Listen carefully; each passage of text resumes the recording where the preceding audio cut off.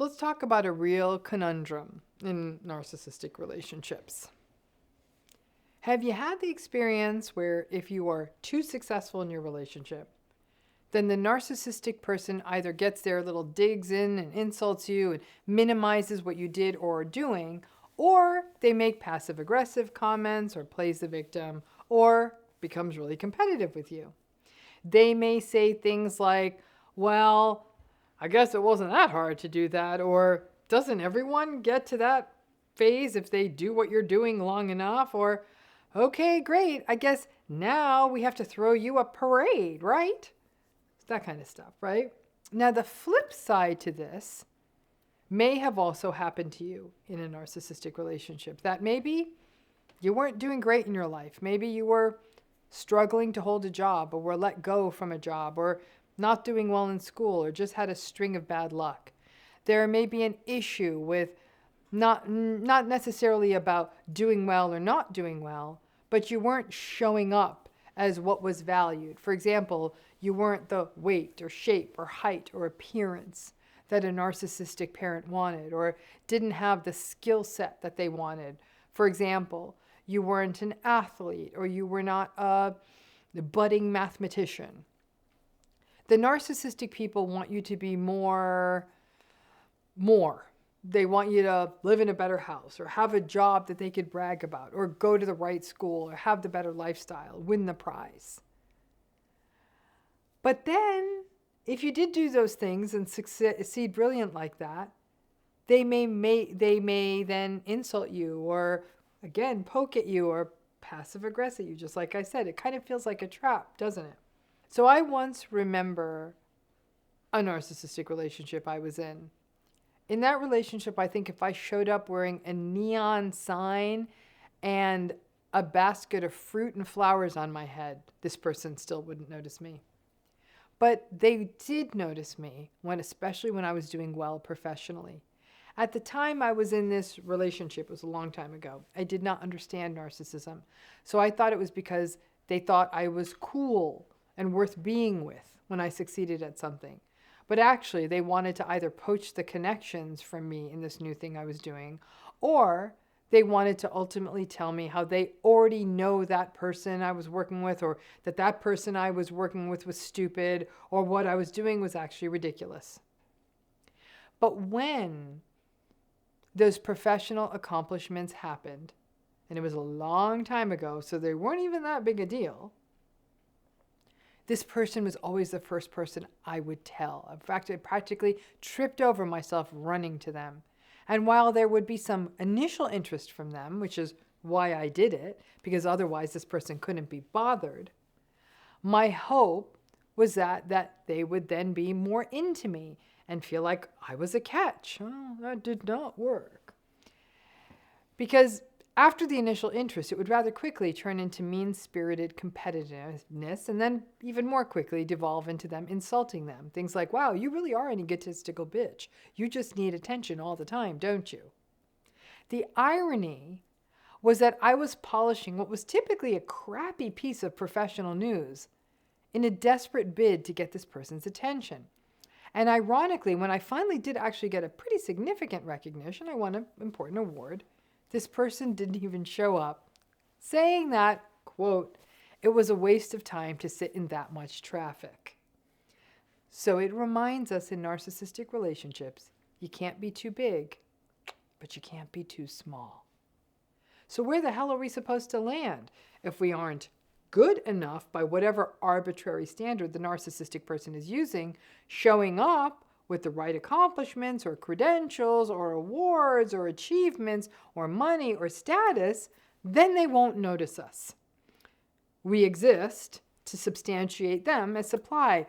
But if we do too good, then we trigger their fragile ego. And in some cases, especially with vulnerable narcissistic folks, if you succeed, the narcissistic person may have some fears of abandonment. Now, saying things like, now that you're doing so well, I'm sure you'll throw me out like you do with everyone else.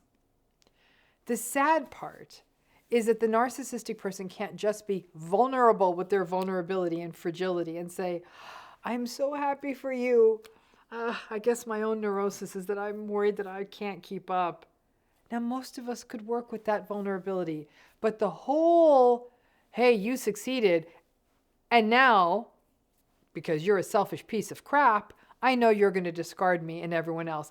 That's just a gaslighted mess. And it can often make your accomplishment or sharing any accomplishment or sharing any success you have an exhausting enterprise. And it can make your success scary because with it may come the abandonment or the withdrawing of the narcissistic person. Many narcissistic folks, when that fragile ego gets triggered, will also react as though they're losing power, control, and that proverbial upper hand. So they expect you to be tall, psychologically tall, so you're worthy of being with them. But they won't let you get too tall. So they will often poke fun at your accomplishments.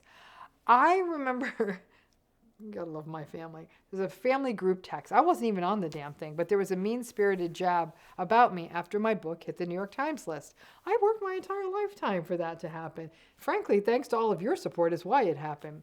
But that family member then said, and not in a nice way, because I wasn't on the text, because I was busy at the time. She said, oh, she's too good for us now. I guess we better not expect her to do anything for anyone again. She's too busy waiting for her Nobel Peace Prize. I had no idea where that was coming from. Now, this family member is a bit of a narcissistic ass, but it still stung, right? And once again, we're left to wonder, okay, they will talk over you or ignore you if you don't show up with an accomplishment, and they will minimize and mock you if you do. So once again, I ask, what do? You want to know what you do? Just do you. And this is really difficult guidance to follow, and it takes a really long time to get there. Listen, it took me well over 50 years to get there. First of all, this video is a reminder of the reality so you aren't confused by this. Because it's not just that they expect you to succeed at an astonishing and unrealistic level, or you feel that that's the only way to be noticed by them. Just you want this to happen just so, like I said, they'll notice you and not dismiss you. And I mean notice you in a basic way, or even respond to your basic needs or asks, or just be attuned. But they will knock you down when you show up with the only thing that it seems will get their attention. You're damned if you do and you're damned if you don't. That dynamic is real. You aren't crazy. And when you put all that together, what we learn is that ultimately there is no healthy and safe way of being seen in these relationships. The thing you want is actually putting you in harm's way. Either you are good supply for a minute, but then you need to put on your parachute because once you're on that pedestal, you will be knocked off fast. And of course, you had to laboriously climb up there just to be seen. Or one day you say, I'm just not going to try anymore. You don't say it out loud, but it sort of happens unconsciously because your self-esteem and self-appraisal get so distorted that you don't try. Or at a primal level, you feel and you know that your success will make you a target, a source of criticism, and it may even result in a loss of attachment from a parent or even, as an adult, from a narcissistic partner. And then, because you didn't try, you're left feeling that you failed, and then ultimately you're never attuned to, and then actually might believe that you don't deserve to be attuned to. I mean, it's a cluster. So there is no safe place to land in these relationships. And there's no place to land where you will be consistently and wholly and safely seen.